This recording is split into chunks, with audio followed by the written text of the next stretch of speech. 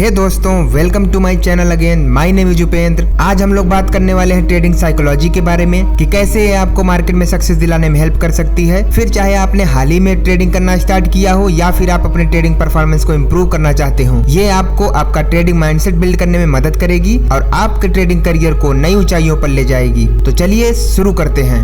Trading psychology में mastering करने का जो पहला कदम है वो ये है कि ट्रेडिंग में इमोशंस के रोल को समझना। आपके ट्रेडिंग डिसीजंस को अफेक्ट करने के जो दो मोस्ट पावरफुल इमोशंस हैं वो है फियर एंड ग्रीड।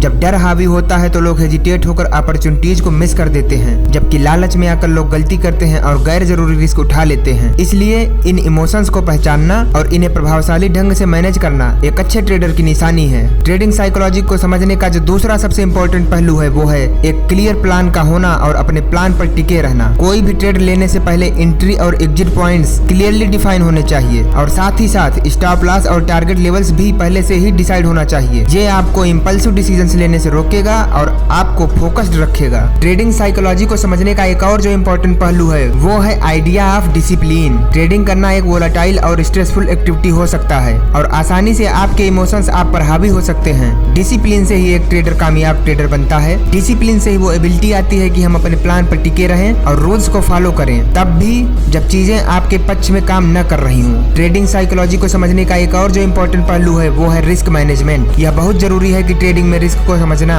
और उसको मैनेज करने के लिए एक बेहतर प्लान का होना। इसमें स्टॉप लॉस लगाना, पोर्टफोलियो को डाइवर्सिफाई करके चलना और किसी भी एक ट्रेड में अपने अकाउंट का एक स्मॉल परसेंटेज ही रिस्क पर लेना शामिल हो सकता है। और अंततः एक बात जो हमेशा याद रखना जरूरी है वो ये कि ट्रेडिंग लगातार सीखते रहने और सुधार करते रहने का प्रोसेस है। आप गलतियां करोगे और लॉसेस भी होंगे, लेकिन उनसे सीख लेना और अपने लक्ष्य पर टिके रहना बहुत जरूरी है। याद रहे, ट्रेडिंग में सफल होने का एकमात्र चीज है mastering your mindset and having a clear plan. Trading में इमोशंस का क्या रोल है, इस बात को समझकर एक डिसिप्लिन के साथ रिस्क को मैनेज करके और लगातार सीखते रहने और सुधार करने के बाद ही आप ट्रेडिंग का कंट्रोल अपने हाथों में ले सकते हैं और उस सफलता को प्राप्त कर सकते हैं जो आपका सपना है। वीडियो को ध्यान से देखने के लिए धन्यवाद। ऐसी और भी नॉलेजेबल वीडियोज के लिए हमारे चैनल को सब्सक्राइब करना ना भूलें। Thank you.